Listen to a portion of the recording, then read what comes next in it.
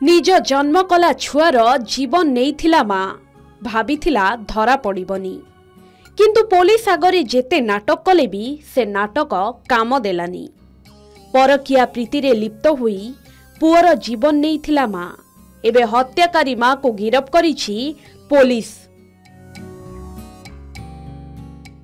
गत 1 तारिख दिन देवगढ़ पौरांचल चर्च साई रे घटिथिबा छात्र मृत्यु घटनार दीर्घ 6 दिन परे पर्दाफाश करिछि देवगढ़ पुलिस।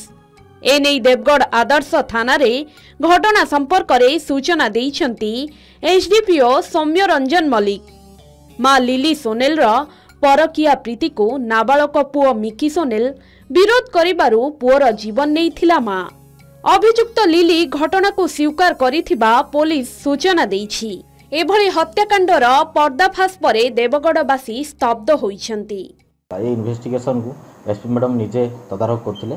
हम इन्वेस्टिगेशन बेले आम स्पॉट को साइंटिफिक टीम विजिट नहीं डॉग स्क्वाड यूटिलाइज होता एवं पाख आगे जो सब विटनेस अच्छा डिजिटल सर्वेलेंस सब आम हेल्प नहीं। इन्वेस्टिगेशन बेले आम जना पड़ा एक्यूज जी अच्छी आम एफआईआर नाम एक्यूज लिली सुनेन तांकर गोटे इलिसिट एफआईआर थिला गोटे रंजन नायक बोलिकिना गोटे व्यक्ति सहित ए बाबद तांकर छुआ जनक जी डिसीज पिला से बाबद से जानी और ए बाबद ता माँ को प्रतिवाद भी करथिला बहुत थर। तो माँ रागी जाई ताको सब पिटामरा करे इभेन ताको कहे तू तो बापा को ए बाबद कहबुनी बोली।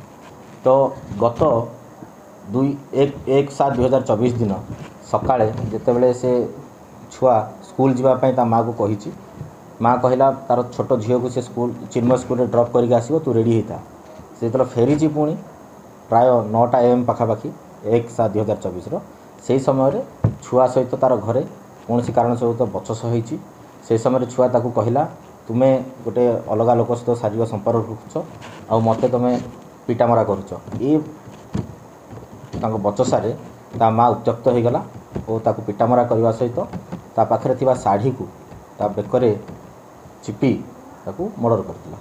देवगढ़ रू अनुज प्रधान का रिपोर्ट के न्यूज ओडिशा।